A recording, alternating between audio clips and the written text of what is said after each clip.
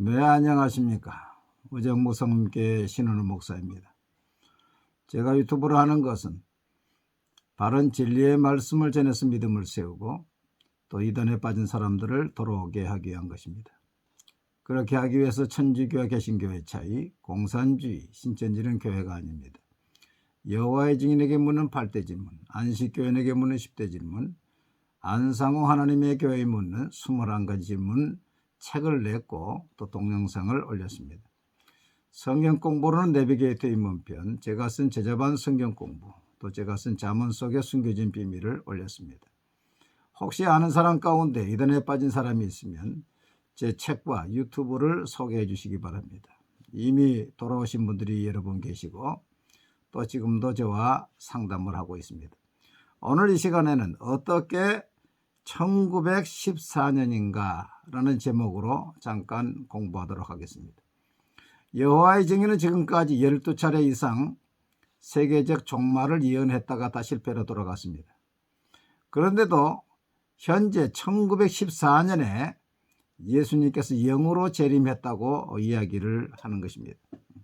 그러면 1914년이라는 날짜, 이 연도가 어떻게 나왔는가, 그것을 한번 알아볼 필요가 있습니다. 이분들의 1914년 재림은 구약 다니엘서 4장 16절에서 그 기산점, 근거를 가지고 이야기합니다. 다니엘서 4장 16절에 하나님께서 이 느부갓네살에게 7대의 형벌을 내리죠. 느부갓네살이 교만해서 내 능력과 내 힘으로 이 나라를 세웠다 그러죠.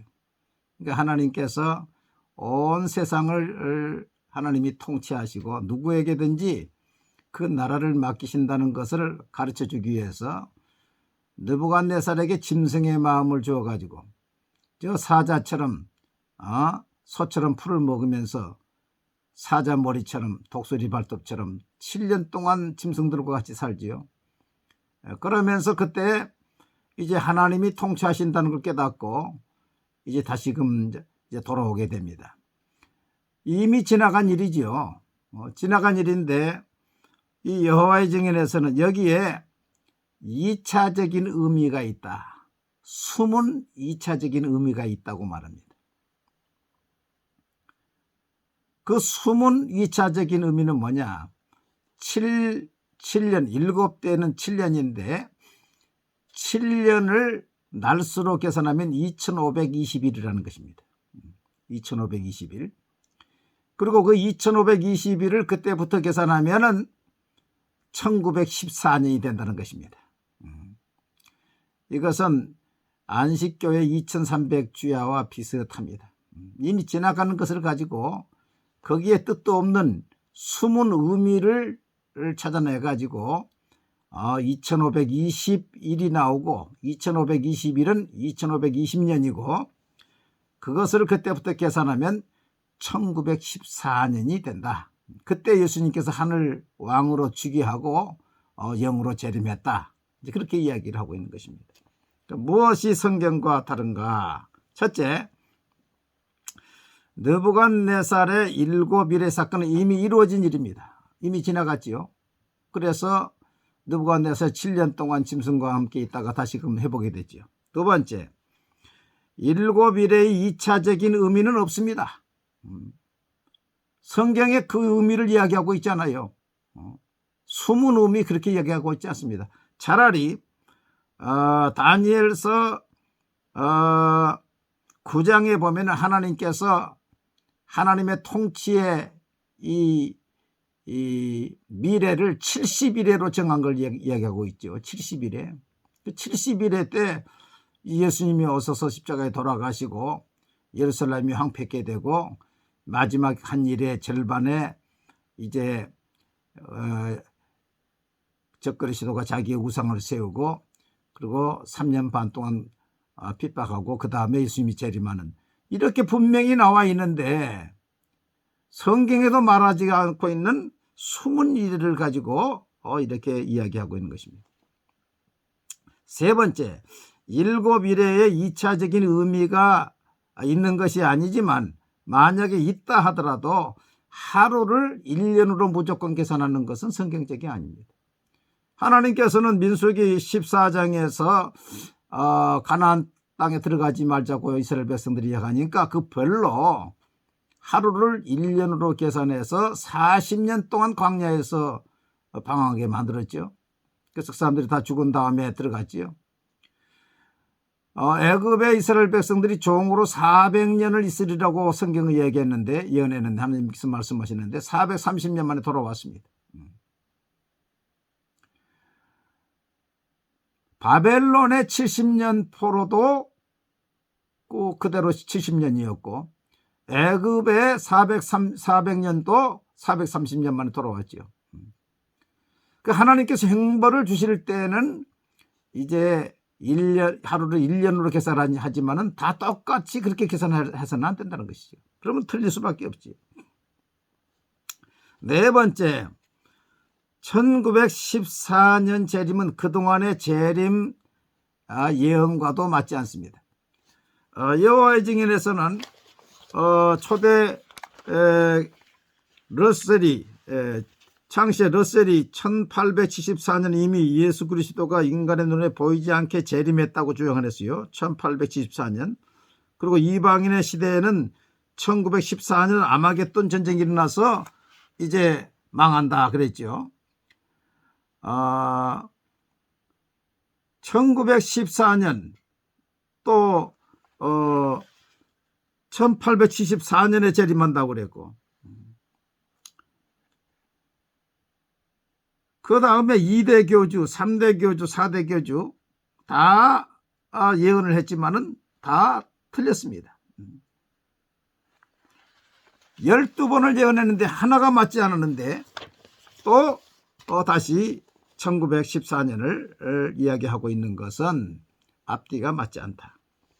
다섯 번째, 재림의 날짜를 예언하는 것이 비성경적입니다. 성경적이 아니에요. 마태복음 20장 36절에 그날과 그때는 아무도 모르나니 하늘의 천사들도 아들도 모르고 오직 아버지만 아시느니라. 재림의 날짜를 이야기해서는 안 되지요. 그때 사람이 너희에게 말하되 보라 그리스도가 여기 있다 저기 혹저기 있다 해도 믿지 말라. 거짓 그리스도들과 거짓 선자들이나 그 표적과 기사를 보여 할 수만 있으면 택하신 자로도 미혹하리라. 마태복음 24장 23절 24절. 그러니까 날짜를 이야기하는 것도 잘못되고 예수 그리스도가 재림했다 여기 있다 저기 있다 하는 것도 다 거짓 그리스도라 것입니다. 여섯째는 증거가 없습니다. 여호와의 증인에서는 1914년에 시작된 세계 사건 제1차 대전이 일어났죠. 그 사건이 진실한 성서 연구생들의 이해가 정확했음을 증명합니다. 1914년에 시작된 세계 사건들은 이 진실한 성서 연구생들의 이해가 정확했음을 증명합니다. 성서는 실제로 무엇을 가르치는가 85페이지 이렇게 이야기했어요. 세계 1차 대전 사건이 일어났습니다만 그것이 예수님의 재림과 무슨 상관이 있습니까? 여러분, 재림은 단순한 문제가 아닙니다. 예수님께서 하늘에서 구름을 타고 재림하시고 천국에서 나팔이 있고 그때 땅에서 죽은 자들이 먼저 부활되고 우리 살아있는 자도 이제 죽지 않을 몸으로 변화돼서 이제 승천하는 사건이죠. 우주적인 사건입니다. 이게 주께서 호령과 천사장의 소리와 하나님의 나팔 소리로 친히 하늘로부터 강림하시리니 그리스도 안에서 죽은 자들이 먼저 일어나고 그 후에 우리 살아남은 자들도 그들과 함께 구름 속으로 끌어올려 공중에서 주를 영접하게 하시리니 그리하여 우리가 항상 주와 함께 있으리라.